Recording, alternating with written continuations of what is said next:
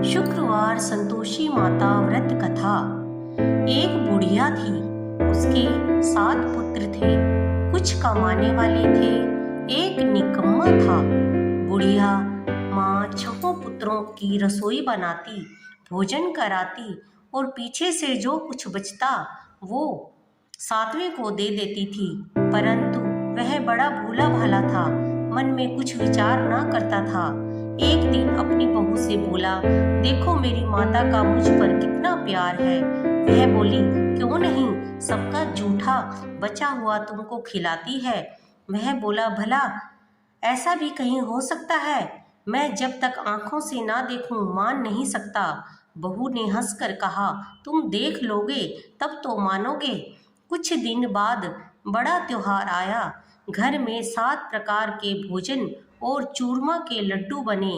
वह जांचने को सिर दर्द का बहाना बनाकर पतला कपड़ा सिर पर ओढ़कर रसोई घर में सो गया और कपड़े में से सब देखता रहा। 6 भाई भोजन करने आए। उसने देखा माँ ने उनके लिए सुंदर सुंदर आसन बिछाए हैं, 7 प्रकार की रसोई परोसी है। वह आग्रह करके जिमाती है। वह देखता रहा। 6 भाई भोजन कर उठे तब माता ने उनकी थालियों में से लड्डुओं के टुकड़ों को उठाया और एक लड्डू बनाया। जूठन साफ करी और बुढ़िया माँ ने पुकारा, उठो बेटा, 6 भाई भोजन कर गए, अब तू ही बाकी है, उठना, कब खाएगा? वह कहने लगा, माँ मुझे भोजन नहीं करना है, मैं परदेश जा रहा हूँ। माँ ने कहा, कल जाता हो तो आज ही जा। वह बोला, हाँ हाँ आज ही जा रहा हूँ। यह कहकर वह घर से निकल गया। चलते समय बहू की याद आई। वह गौशाला में उपले थाप रही थी। वहीं जाकर उससे कहा, उस मेरे पास तो कुछ नहीं, यह अंगूठी है, सो ले और अपनी कुछ निशानी मुझे दे। वह बोली, मेरे पास क्या है, यह गोबर भरा हाथ है। यह कहकर उसकी पीठ में गोबर के हाथ की थाप मार दी। वह चल दिया। चलते चलते दूर देश में पहुंचा। वहां पर एक साहूकार की दुकान थी। वहां जाकर कहने लगा, भाई मुझे नौकरी पर रख लो। साहूकार को जरूरत थी। वह बोला, रह जा। लड़के ने पूछा, वेतन क्या दोगे?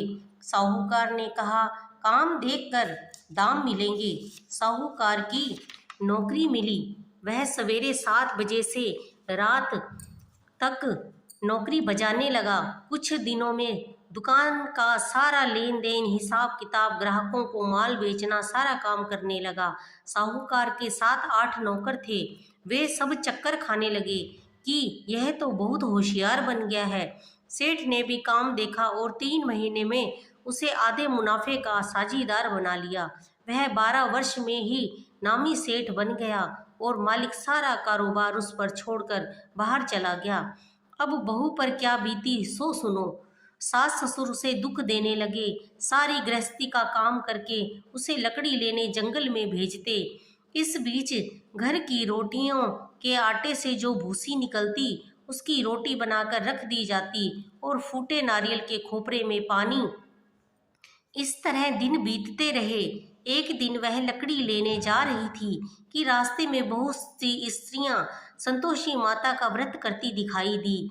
वहां खड़ी हो कथा सुनकर बोली, बहनों यह तुम किस देवता का व्रत करती हो और इसके करने से क्या फल मिलता है? इस व्रत के करने की क्या विधि है? यदि तुम अपने व्रत का विधान मुझे समझाकर कहोगी तो मैं तुम्हारा एहसान मानूंगी। तब उनमें से एक स्त्री बोली, सुनो, यह संतोषी माता का व्रत है। इसके करने से निर्धनता, दरिद्रता का नाश होता है, लक्ष्मी आती है, मन की चिंताएं दूर होती हैं, घर में सुख होने से मन को प्रसन्नता और शांति मिलती है, निपुत्र को पुत्र मिलता है, पति बाहर गया हो तो जल्दी आवे, कुंवारी कन्या को मनपसंद वर मिले, मुकदमा चलता हो तो खत्म हो जावे। वह पूछने लगी, यह व्रत कैसे किया जावे, यह भी बताओ तो बड़ी कृपा होगी। स्त्रियां कहने लगी, 5.25 रुपये का गुड़ चना लेना या 11.25 रुपये का भी सहूलियत अनुसार लेना, बिना परेशानी, श्रद्धा और प्रेम से जितना बन सके लेना। हर शुक्रवार को निराहार रह कथा कहना सुनना, इसके बीच क्रम टूटे नहीं, लगातार नियम पालन करना। सुनने वाला कोई ना मिले तो घी का दीपक जला, उसके आगे जल के पात्र को रख कथा कहना। जब तक कार्य सिद्ध न हो नियम पालन करना, और कार्य सिद्ध हो जाने पर ही व्रत का उद्यापन करना। 3 मास में माता फल पूरा करती है। यदि किसी के खोटे ग्रह हों तो भी माता 1 वर्ष में अवश्य कार्य को सिद्ध करती है। उसके पश्चात उद्यापन की विधि बताई। शुक्रवार के दिन घर में कोई खटाई न खावे। यह सुनकर बुढ़िया के लड़के की बहू चल दी, रास्ते में लकड़ी के बोझ को बेच दिया और उन पैसों से गुड़ चना ले माता के व्रत की तैयारी कर आगे चली और सामने मंदिर देख पूछने लगी, यह मंदिर किसका है? सब कहने लगे, संतोषी माता का मंदिर है। यह सुन माता के मंदिर में जा माता के चरणों में लौटने लगी।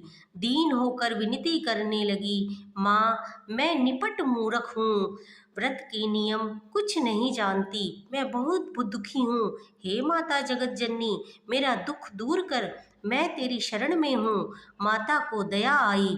एक शुक्रवार बीता कि दूसरे शुक्रवार को ही उसके पति का पत्र आया और तीसरे को उसका भेजा हुआ पैसा भी आ पहुंचा।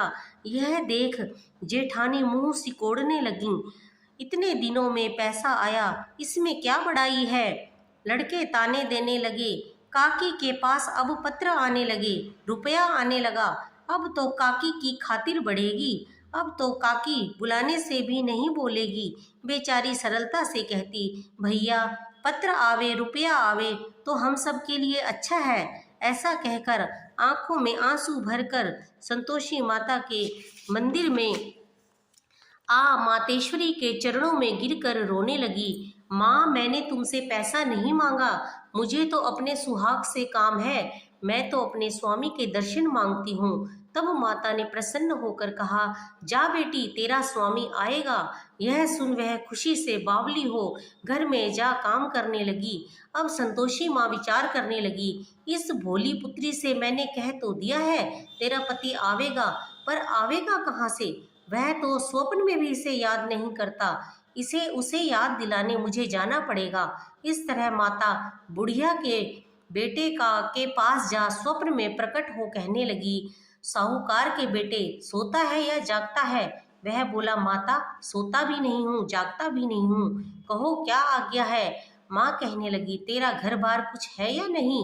वह बोला, मेरा सब कुछ है माता, माँ बाप भाई बहन बहू क्या कमी है? माँ बोली, भोले पुत्र तेरी स्त्री घोर कष्ट उठा रही है, वह तेरे लिए तरस रही है, तू उसकी सुधि ले। वह बोला, हाँ माता यह तो मुझे मालूम है, परंतु मैं जाऊं कैसे? परदेश की बात है, लेन देन का कोई हिसाब नहीं, कोई जाने का रास्ता नजर नहीं आता, कैसे चला जाऊं? माँ कहने लगी, मेरी बात मान, सवेरे नहा धोकर संतोषी माता का नाम ले, घी का दीपक जला, दंडवत कर दुकान पर जा बैठना, देखते देखते लेन देन सब चुक जाएगा, जमा माल बिक जाएगा, सांझ होते होते धन का ढेर लग जाएगा। अब सवेरे बहुत जल्दी उठ उसने लोगों से सपने की बात कही तो वे सब उसकी बात अनसुनी कर दिल लगी उड़ाने लगी। कहीं सपने भी सच होते हैं? एक बूढ़ा बोला, देख भाई मेरी बात मान, इस प्रकार साच झूठ करने के बदले देवता ने जैसा कहा है वैसा ही करने में तेरा क्या जाता है? वह बूढ़े की बात मान स्नान कर संतोषी माँ को दंडवत कर घी का दीपक जला दुकान पर जा बैठा। थोड़ी देर में वह क्या देखता है कि देने वाले रुपया लाए, लेने वाले हिसाब लेने लगे, कोठे से भरे सामानों के खरीदार नगद दाम में सौदा करने लगे। शाम तक धन का ढेर लग गया। माता का चमत्कार देख प्रसन्न हो मन में माता का नाम ले घर ले जाने के वास्ते गहना कपड़ा खरीदने लगा और वहां के काम से निपट कर वह घर को रवाना हुआ। वहां बहू बेचारी जंगल में लकड़ी लेने जाती है, लौटते वक्त माता के मंदिर पर विश्राम करती है। वह तो उसका रोजाना रुकने का स्थान था। दूर से धूल उड़ती देख वह माता से पूछती है, हे माता, यह धूल कैसी उड़ रही है? माँ कहती है, हे पुत्री, तेरा पति आ रहा है, अब तू ऐसा कर, लकड़ियों के 3 बोझ बना ला, एक नदी किनारे रख, दूसरा मेरे मंदिर पर और तीसरा अपने सर पर रख। तेरे पति को लकड़ी का गट्ठा देखकर मोह पैदा होगा, वह वहां रुकेगा, नाश्ता पानी बना खाकर माँ से मिलने जाएगा। अब तू लकड़ियों का बोझ उठाकर घर जाना और बीच चौक में गट्ठा डालकर 3 आवाजें जोर से लगाना, लो सासू जी, लकड़ियों का गट्ठा लो, भूसी की रोटी दो और नारियल के खोपरे में पानी दो। आज कौन मेहमान आया है? माँ की बात सुन बहू, बहुत अच्छा माता कहकर प्रसन्न हो लकड़ियों के 3 गट्ठे ले आई, एक नदी तट पर, एक माता के मंदिर पर रखा और इतने में ही एक मुसाफिर आ पहुंचा। सूखी लकड़ी देख उसकी इच्छा हुई कि अब यहीं विश्राम करे और भोजन बना खाकर गांव जाए। इस प्रकार भोजन बना विश्राम कर वह गांव को गया, सबसे प्रेम से मिला। उसी समय बहू सिर पर लकड़ी का गट्ठा लिए आती है, लकड़ी का भारी बोझ आंगन में डाल जोर से 3 आवाज देती है, लो सासू जी, लकड़ी का गट्ठा लो, भूसी की रोटी दो, नारियल के खोपरे में पानी दो। आज कौन सा मेहमान आया है? यह सुनकर सास बाहर आ अपने दिए हुए कष्टों को भुलाते हुए कहती है, बहू ऐसा क्यों कहती है? तेरा मालिक ही तो आया है, आ बैठ, मीठा भात खा, भोजन कर, कपड़े गहने पहन। इतने में आवाज सुनकर उसका स्वामी बाहर आता है और वह अंगूठी देखकर व्याकुल होकर माँ से पूछता है, माँ यह कौन है? माँ कहती है, बेटा यह तेरी बहू है। आज 12 वर्ष हो गए जब से गया है, तब से सारे गांव में जानवर की तरह भटकती फिरती है, काम काज घर का कुछ करती नहीं, 4 समय आकर खा जाती है। अब तुझे देखकर भूसी की रोटी और नारियल के खोपरे में पानी मांगती है। वह लज्जित हो बोला, ठीक है माँ, मैंने इसे देखा है और तुम्हें भी देखा है, अब मुझे दूसरे घर की ताली दो, मैं उसमें रहूं। तब माँ बोली, ठीक है बेटा, तेरी जैसी मर्जी, कहकर ताली का गुच्छा पटक दिया। उसने ताली ले दूसरे कमरे में जो तीसरी मंजिल के ऊपर था खोलकर सारा सामान जमाया। एक दिन में ही वहां राजा के महल जैसा ठाट बाट बन गया। अब क्या था, वे दोनों सुख पूर्वक रहने लगे। इतने में अगले शुक्रवार आया। बहू ने अपने पति से कहा कि मुझे माता का उद्यापन करना है। पति बोला, बहुत अच्छा, खुशी से करो। वह तुरंत ही उद्यापन की तैयारी करने लगी। जेठ के लड़कों को भोजन के लिए कहने लगी। उसने मंजूर किया, परंतु पीछे सेठानी अपने बच्चों को सिखलाती है, देखो रे, भोजन के समय सब लोग खटाई मांगना, जिससे उसका उद्यापन पूरा ना हो। लड़के जीमने आए, खीर भर पेट खाई, परंतु याद आते ही कहने लगे, हमें कुछ खटाई दो, खीर खाना हमें भाता नहीं, देखकर अरुचि होती है। बहू कहने लगी, खटाई किसी को नहीं दी जाएगी, यह तो संतोषी माता का प्रसाद है। लड़के तुरंत उठ खड़े हुए और बोले, पैसा लाओ। बोली बहू कुछ नहीं जानती थी, सो उन्हें पैसे दे दिए। लड़के उसी समय जाकर इमली ला खाने लगे। यह देखकर बहू पर माताजी ने कोप किया। राजा के दूत उसके पति को पकड़ कर ले गए। जेठ जेठानी मनमाने खोटे वचन कहने लगे। लूट लूट कर धन इकट्ठा कर लाया था, सो राजा के दूत पकड़ कर ले गए। अब यह मालूम पड़ जाएगा, अब जेल की हवा खाएगा। बहू से यह वचन सहन नहीं हुए। रोती रोती माता के मंदिर में गई। हे माता, तुमने यह क्या किया? हंसाकर अब क्यों रुलाने लगी? माता बोली, पुत्री, तूने उद्यापन करके मेरा व्रत भंग किया है, इतनी जल्दी सब बातें भुला दी। वह कहने लगी, माता, भूली तो नहीं हूँ, न कुछ अपराध किया है, मुझे तो लड़कों ने भूल में डाल दिया, मैंने भूल से उन्हें पैसे दे दिए, मुझे क्षमा कर दो माँ। माँ बोली, ऐसी भी कहीं भूल होती है? वह बोली, माँ मुझे माफ़ कर दो, मैं फिर तुम्हारा उद्यापन करूँगी। माँ बोली, अब भूल मत करना। वह बोली, अब न होगी। माँ अब बतलाओ, वह कैसे आवेंगे? माँ बोली, जा पुत्री, तेरा पति तुझे रास्ते में ही आता मिलेगा। वह घर को चली। राह में पति आता मिला। उसने पूछा, तुम कहाँ गए थे? तब वह कहने लगा, इतना धन कमाया है, उसका कर राजा ने मांगा था, वह भरने गया था। वह प्रसन्न हो बोली, भला हुआ, अब घर चलो। कुछ दिन बाद फिर शुक्रवार आया। वह बोली, मुझे माता को उद्यापन करना है। पति ने कहा, करो। वह फिर जेठ के लड़कों से भोजन को कहने गई।